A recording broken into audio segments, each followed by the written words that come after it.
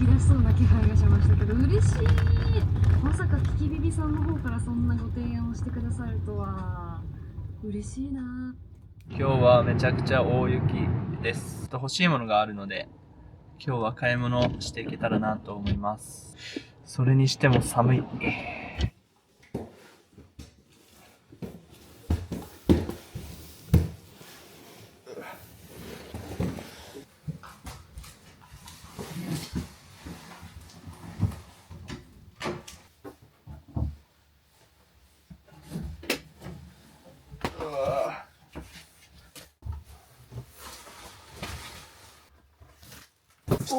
ニトリでビーズクッションを買ってきました。それにしてもでかすぎる。今まではこの小さいサイズを使ってたんですけど、寝っ転がる時に姿勢が悪くなって良くなかったので、もう一個でかいサイズ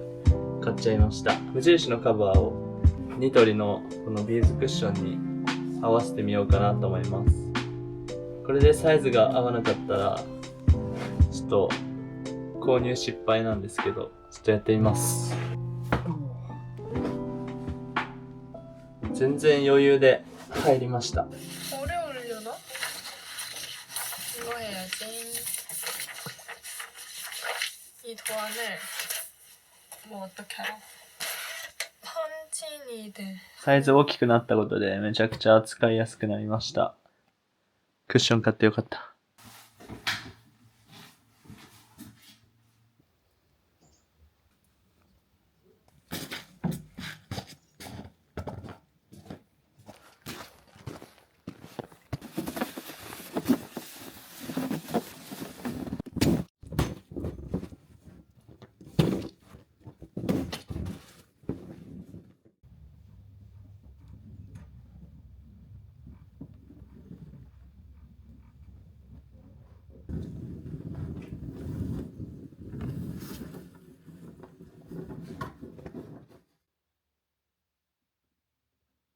マジか。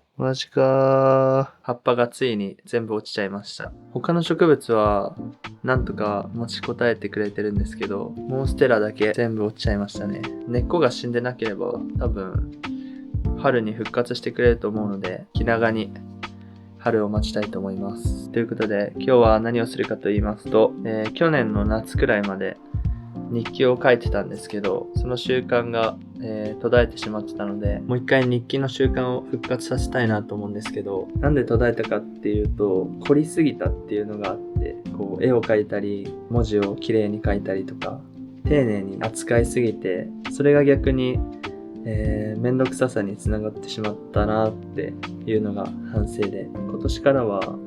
日記は継続するんですけど、できるだけ適当にって言ったら語弊があるんですけど、無理をしない日記をやっていこうかなという感じです。で、早速今年の2月からスタートし始めまして、1週間ちょいはもう、継続しているので、どんな感じで書いてるかを、お見せしようと思います。最初は、10年後の目標を書くページと、まだ全然書ききれてないんですけど、自分の人生において何をしたいか、もうどんなジャンルでも構わないので、とりあえず箇条書きで書くっていうページ。そしてここからは、月ごとのページになるんですけど、本当にかなりシンプル。ここら辺の字とかも本当に適当だし、次の日記のページとかも適当に線引いて、日付を書いて、でその横に書くだけの日記を書くハードルをもう極限に下げたみたいな感じですね。これくらいじゃないと続かないんじゃないかなって思って、一番の目的は自分の考えや思考を、実際に手で書いて整理するっていうのが一番の目的なので、あんまり見返すとかそういうことは考えてないです。それくらい自由に使っていこうかなと思います。という感じで、今日の分も今から書いていきます。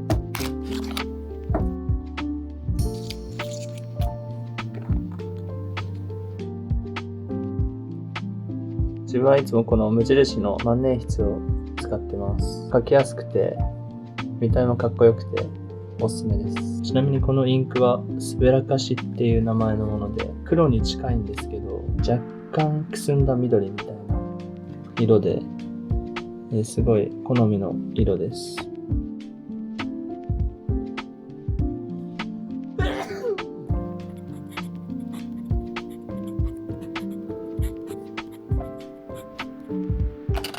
万年筆で描いちゃうと、やっぱり裏写りは少しあるんですけど、まあそれでも書き心地の良さの方が自分的には大事なので、このノートを使って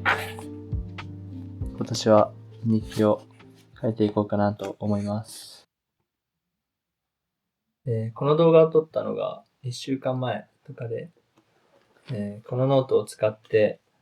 日記を書いてたと思うんですけど、やっぱり書くときにこの折り目が邪魔で、すごい書きづらかったので、結局、無印の、似たようなノートであるんですけど、ちゃんとこう折り返せるような、ノートにしました。ここまで見ていただいた方にはすごい申し訳ないんですけど、今まで書いてきた日記とかもこっち側に移して、やってます。やっぱりやってみないとわかんないですね。なので今後はこのノートを使って日記を書いていこうかなと思ってます。じゃあせっかくなので、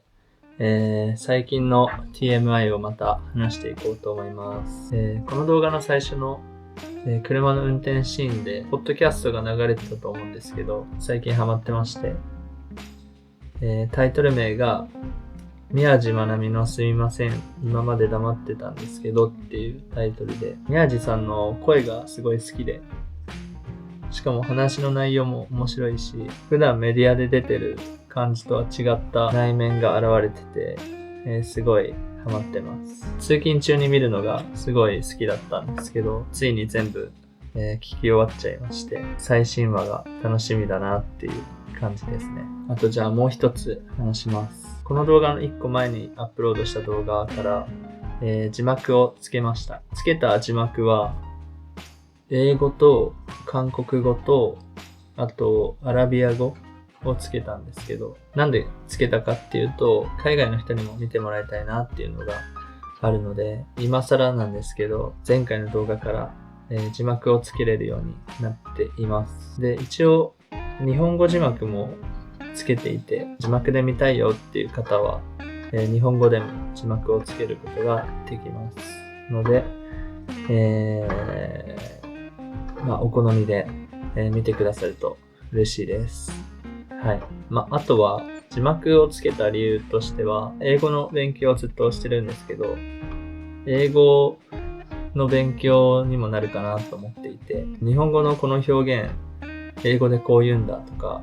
そういうのを学べたりできるので、動画編集もしながら英語学習もできるっていう、個人的にはすごい、